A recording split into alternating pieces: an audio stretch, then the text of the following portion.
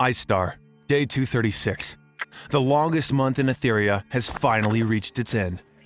Though the new patch has taken longer than any other, it is the biggest expansion yet. Players will be overwhelmed by the hundreds of bug fixes, as well as the new content and features. In version 0.8.9, everything has been improved. Users will immediately be presented with the new menu screen, adapted to full screen resolutions. The old stone textures have been replaced by classic Warlord's artwork with dark silver blue GUI. New options have been added to the game, including message durations, game recordings, screen fading, FPS counter, and other minor additions.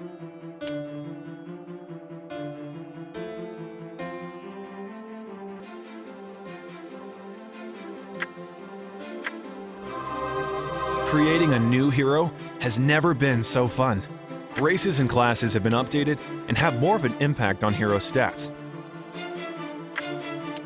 Factions add a new layer of choice, changing and adding perks. Each race, class, and faction has their own picture. In addition, each faction has their own coat of arms, which is displayed next to the drop-down menu. All options are documented in detail with official Warlords lore, which has been unified and explained for the first time ever in the whole series. Unique race, class, and even faction perks and psychological traits make each hero play differently. The possibilities are endless. Be gone. The feature that most have only dreamt about has finally arrived. The Protectors is now capable of having up to 16 players in a single game. The whole lobby panel has been updated and options have been categorized, making it easier to change whichever ones the player wants. Also, new options have been implemented, allowing players to customize the game even more. Multiplayer connectivity issues have been solved, and the chat system, resource sending, and alliance-making communication systems have been improved. Just like previous iterations of the Protectors, 0.8.9 has many gameplay changes. The first thing players will notice is how games have become faster and more dynamic.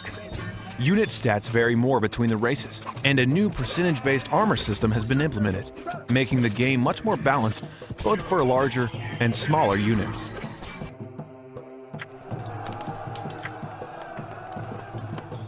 Factions change everything, from units to buildings and researches. Every faction has its own bonuses and penalties, which makes them feel unique. All of the 16 races of Etheria now have at least 2 different factions to choose from. Income has been fixed. It now counts per second in real time. Many races now play in unique ways. The Fae increase resource income using mirrorwood trees. These also allow the Fae to sustain their new building spells, which can be used to help defend or attack.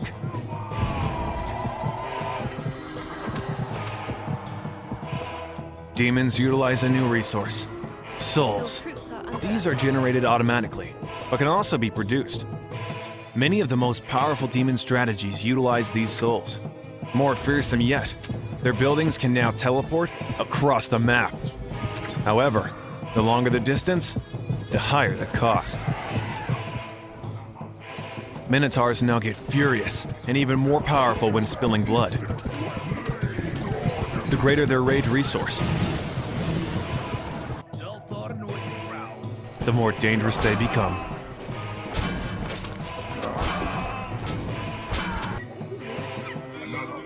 Another change many players disliked in 0.8.8 was the tower cap.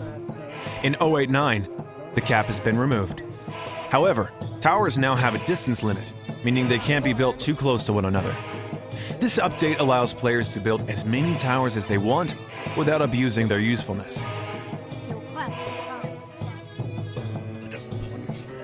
Boats have been updated. Ferries can now pick up units and drop them off, while the AI can now use boats more aggressively. 3 new shop buildings were added, and each now offers up to 6 different items, including weapons, potions, or even resource carts. Visiting heroes may now sell their wares there for some extra coin. Try to persuade shopkeepers to lower the prices. Steal from them, or even raid their establishments. Look upon me and despair. And run with the loot. All of these actions can and will affect the competitor shops and general market price, as well as the fame and reputation of the acting hero. Speaking of items, certain objects may now carry a hidden curse. Heroes inflicted with such ill wishes may now only break the curse by finding and killing the hero that cursed the item, or by completing certain quests. Otherwise, they are stuck with living with the penalties every battle. New utilities have been added to the random map generator. It now chooses different features for the same spot, creating more unique-looking landscapes. New buildings will also be generated with more fairness in regards to placement. The editor hasn't been neglected either. Maps can now be playtested without having to go to the skirmish menu.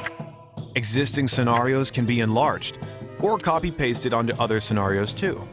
Also, new events and scripting tools will allow maps to be more flexible than they have ever been. Now, map makers can create to their heart's content. Imagination is the only limit. Want to shake up your game? Try the new random event system. Get the feeling of a living world with this option. Will zombies invade your settlement? Will you go on a treasure hunt and find the cache before the enemy does? How about a merchant setting up shop somewhere on the map? All of this and more is possible. Besides 3 new official chapters and the continuation of the Protectors campaign, we've also released the Warlords Battlecry 1 Tears of Dawn story and a Plague Lords custom chapter.